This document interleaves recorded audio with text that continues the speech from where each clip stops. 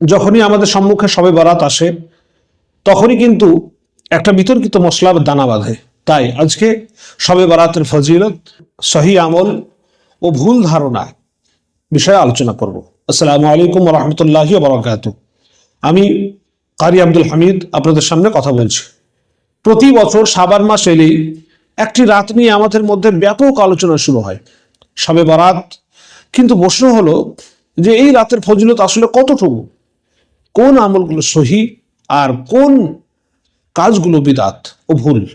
আজকের এই ভিডিওতে আমি কোরআন ও সহিহ হাদিসের আলোকে লাইলাতুল নিসফি মিন শাবান সম্পর্কে সবকিছু পরিষ্কারভাবে তুলে ধরবো ইনশাআল্লাহ। শাবান মাসের 15 তারিখের রাত অর্থাৎ 14 তারিখ দিবাগত রাতকে হাদিসের ভাষায় বলা হয় যে লাইলাতুল নিসফি মিন শাবান। ফার্সি ভাষায় একে বলা হয় শবে বরাত। শব মানে রাত, বরাত মানে হচ্ছে যুক্তি, অর্থাৎ বরাত মানে হচ্ছে মুক্তি, অর্থাৎ মুক্তির রাত। এই রাতে আল্লাহ তাআলা বান্দাদের প্রতি বিশেষ রহমতের দৃষ্টি দেন এবং ক্ষমার দরজা খুলে দেন। হাদিসের আলোকে কিছু ফজিলত আছে, যেমন হযরত মুআয ইবনে জাবাল রাদিয়াল্লাহু তাআলা আনহু থেকে বর্ণিত, রাসূলুল্লাহ সাল্লাল্লাহু আলাইহি ওয়াসাল্লাম বলেছেন, আল্লাহ তাআলা অর্ধ শাবানের রাত্রে সৃষ্টিকুলের প্রতি রহমতের দৃষ্টি দেন এবং মুশরিক ও হিংসুক ছাড়া সবাইকে তিনি ক্ষমা করে দেন। সহিহ ইবনে হিব্বান। হাদিসটি সহিহ। একাধিক সাহাবী রাদিয়াল্লাহু তাআলা আনহু থেকে এই রাতের ফজিলতের হাদিস বর্ণিত হয়েছে, অর্থাৎ এই রাত রহমত ও মাগফিরাতের রাত। কিন্তু শর্ত হলো যে শিরিক না করা, অন্তরে হিংসা না রাখা।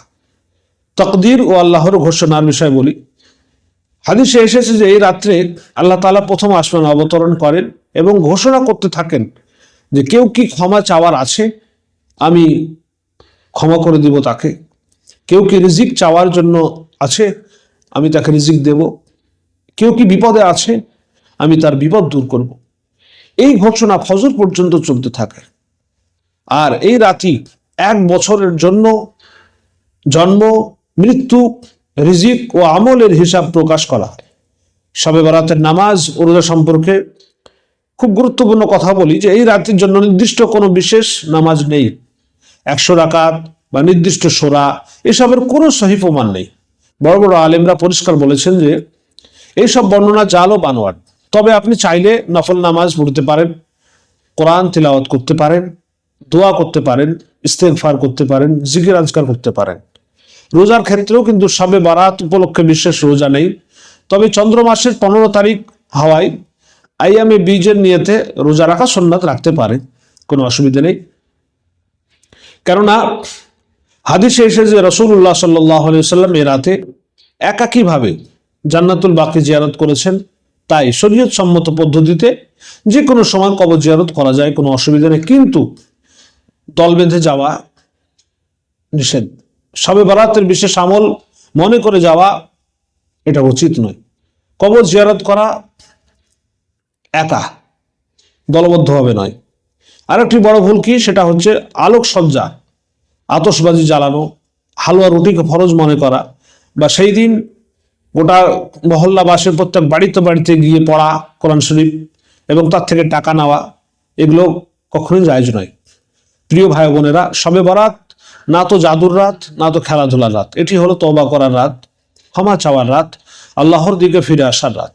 তাই আসুন বিদআত ও কুসংস্কার ছেড়ে শান্ত চিত্তে একান্তভাবে আল্লাহর রহমত ও মাগফিরাতের কামনা করি।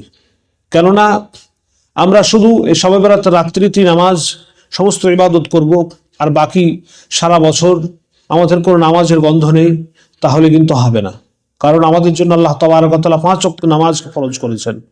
তাই আমাদেরকে সারা বছর 5 ওয়াক্ত নামাজ আমাদেরকে পরিপূর্ণভাবে আদায় করতে হবে। তাই বন্ধুরা, আজ থেকে নিয়াত করি শবে বরাতের ইবাদতের সাথে সাথে আমরা 5 ওয়াক্ত নামাজকে পরিপূর্ণভাবে পড়ার চেষ্টা করব ইনশাআল্লাহ। আল্লাহ তাবারক ওয়া তাআলা দুনিয়া ও আখিরাতে আপনাকে আমাকে যেন কবুল করেন। বন্ধুরা, আবার দেখা হবে আরো একটি সুন্দর ভিডিও নিয়ে আপনাদের সামনে। আসসালামু আলাইকুম ওয়া রাহমাতুল্লাহ।